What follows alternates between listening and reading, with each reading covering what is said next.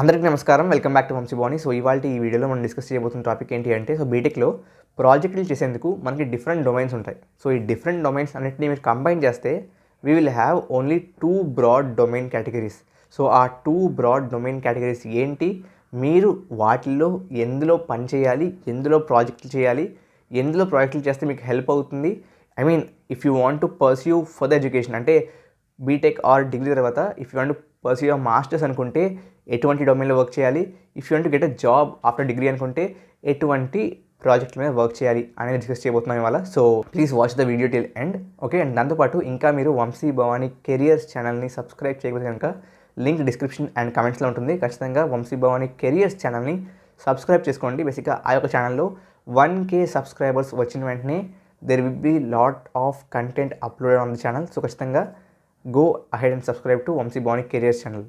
బేసిక్గా ఇప్పుడు ఈ 2 రకాల డొమైన్స్ ఏంటి అని చూసుకుంటే, first one is development based domain, second one is research based domain. Okay, ఇప్పుడు ఈ డెవలప్మెంట్ బేస్డ్ డొమైన్లో మనకి ఏమేమి వస్తాయి అంటే like web development, Android development, augmented reality development, virtual reality development, all the development stuff come under this category. మరి research based డొమైన్స్లో ఏమొస్తాయంటే machine learning, artificial intelligence, deep learning, cryptography, then network security, ఇవన్నీ will come under research based domains. Okay, so ఈ 2 డొమైన్స్లో బేసిక్గా దేంట్లో మీరు work చేయాలి అని చూసుకుంటే, if you are willing to pursue your further education after BTech or after your degree అనుకుంటే research based domains are good. ఎందుకని చెప్తాను.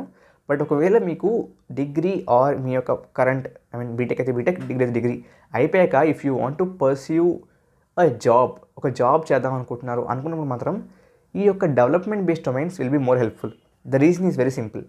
ఎందుకంటే మీరు బేసిక్గా మీ బీటెక్ ఆర్ డిగ్రీ అయ్యాక you are a fresher in the industry. So when you are a fresher in the industry మీకు ఖచ్చితంగా research based డొమైన్స్లో జాబ్ రావడం ఈజ్ డిఫికల్ట్. మీకు ఏదైతే జాబ్స్ ఇస్తారో they are mostly jobs in the category of development. Okay, అసలు research based profiles ఉండవా మనకి ఆఫ్టర్ బీటెక్ జాబ్స్కి అంటే ఉంటాయి, బట్ మంచి కంపెనీస్లో ఉండవు. మేబీ స్టార్టప్స్లో ఆర్ చిన్న కంపెనీస్లో ఉంటాయి. Because they don't have enough money to get experienced people కాబట్టి ఫ్రెషర్స్ని హైర్ చేసుకుంటారు. దానివల్ల మీకు వచ్చే ఎక్స్పీరియన్స్ కూడా పెద్ద ఏమి ఉండదు. సో నా యొక్క కైండ్ ఆఫ్ సజెషన్ ఏంటి అంటే ఆఫ్టర్ బీటెక్ మీరు if possible try to get in to a development based ప్రొఫైలే జాబ్కి కూడా. బికాస్ మీరు చూసుకున్నట్టయితే take any big company, take Google, Amazon, any company, వీళ్ళ యొక్క ఏవైతే రీసెర్చ్ బేస్డ్ ప్రొఫైల్స్ ఉంటాయో which are for machine learning కానివ్వండి, ఆర్టిఫిషియల్ ఇంటెలిజెన్స్ కానివ్వండి, క్రిప్టోగ్రఫీ, నెట్వర్క్ సెక్యూరిటీ, బేసిక్గా let's say there are profiles or job profiles which are related to these domains అనుకుంటే వీళ్ళు ఖచ్చితంగా ఫ్రెషర్కి ఈ యొక్క రోల్కి ఎలిజిబిలిటీ ఇవ్వరు.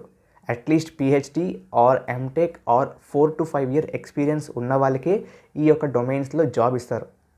ఓకే, ఎందుకు అంటే research based domains and development based డొమైన్స్లో ఒక పెద్ద తేడా ఉంది.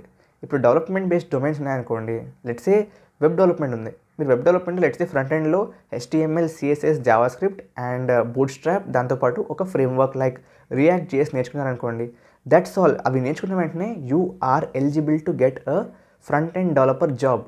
అదేవిధంగా బ్యాక్ ఎండ్లో Node.js ఆర్ లెట్స్ పైథాన్ అనుకుంటే జాంగో ఆర్ ఫ్లాస్క్ నేర్చుకున్నారనుకోండి, that's all. You are eligible to get a back end engineer job.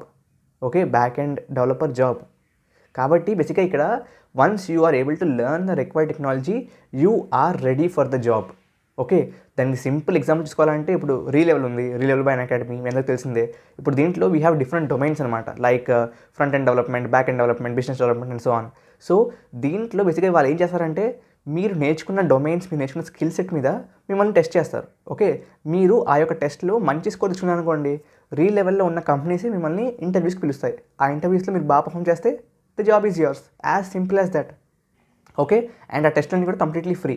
ఇక్కడ ఎందుకు అలా జరుగుతుంది అంటే బేసిక్గా ఈ డెవలప్మెంట్ బేస్డ్ ప్రొఫైల్స్కి మీకు స్కిల్ ఉంటే చాలు, మీకు ఎక్స్పీరియన్స్ ఉండక్కర్లేదు. Because you can develop your own experience with the skill as in when you join the company. ఖచ్చితంగా ఎక్స్పీరియన్స్ ఉంటేనే మీరు బాగా చేయగలరు అనే పాయింట్ ఉండదు మ్యాక్సిమం కేసెస్లో.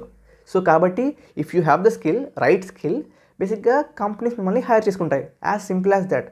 అండ్ బేసిక్గా ఈ రీలెవెల్ గురించి మాట్లాడుకుంటే ఫర్ ఎగ్జాంపుల్ మీకు టెస్ట్లు ఎలా ఉంటాయో తెలియదు కాబట్టి హౌ టు ప్రిపేర్ అనా అనుకుంటే బేసిక్గా వాళ్ళ వెబ్సైట్లో సిలబస్ ఉంటుంది, ఆ సిలబస్కి అనుగుణంగా మాక్ టెస్ట్లు కూడా ఉంటాయి. సో అవి ఇచ్చి మీరు ఫస్ట్ ట్రై చేసి ఆ తర్వాత మెయిన్ ఎగ్జామ్ కూడా ఇవ్వచ్చు. It's all your choice.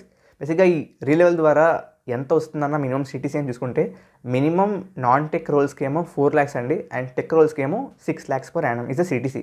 Maximum ఉంటారా, మ్యాక్సిమం మీ చేతిలో ఉంటుంది. మీ స్కిల్ మీరు ఎంత బాగా చూపించగలరు ఆ ఇంటర్వ్యూయర్కి అనే దాన్ని బట్టి ఉంటుంది. బికాజ్ రీసెంట్గా ఆ రీలెవెల్ అనే ప్లాట్ఫామ్లో క్రెడ్ అనే కంపెనీలో 40 lakhs per annum వరకు వచ్చిన సిటీసీ కూడా ఉన్నాయి. కాబట్టి it all depends on your skill.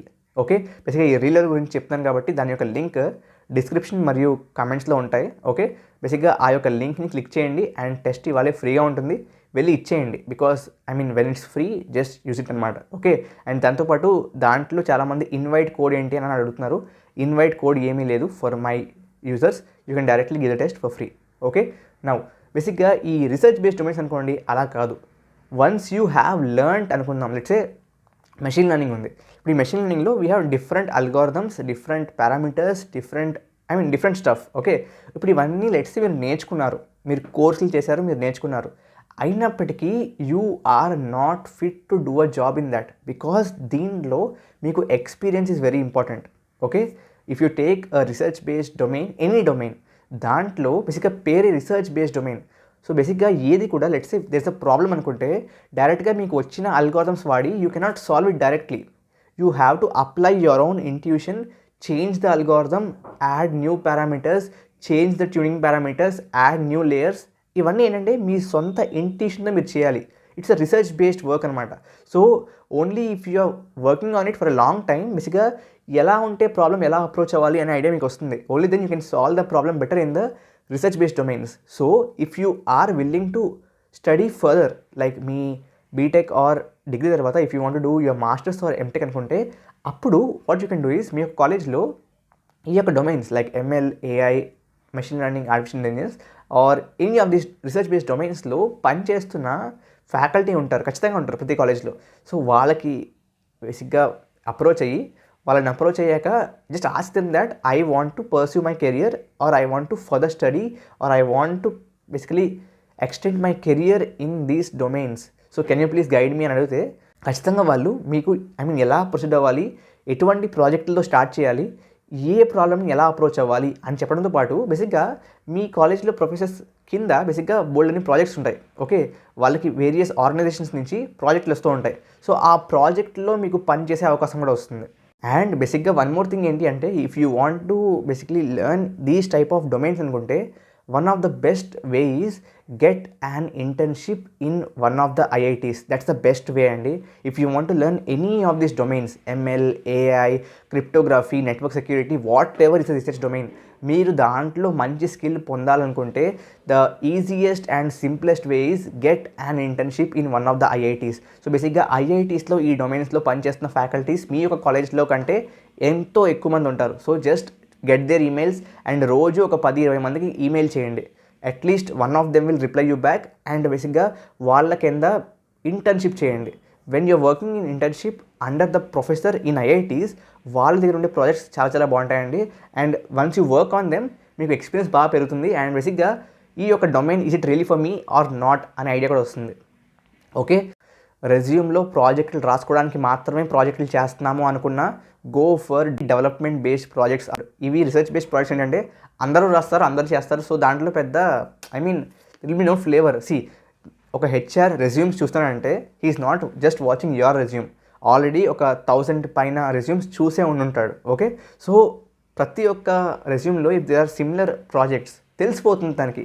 Okay, research based projects ఏవి కూడా ఒక ఫ్రెషర్, బీటెక్ ఫ్రెషర్ కంప్లీట్గా అర్థం చేసుకుని చేయలేడని చెప్పి అందరికీ తెలుసు. More or less you will get the copy of the GitHub code, దాన్ని ఎగ్జిక్యూట్ చేస్తారు, కొన్ని అటు ఇటుగా పారామీటర్స్ మార్చుతారు and you will execute it, that's all. పక్కా. Okay, so if you are really willing to enhance your skills, ఖచ్చితంగా development based domains are good. Okay, so that's all for now guys. Thank you very much and జై హింద్, జై భారత్.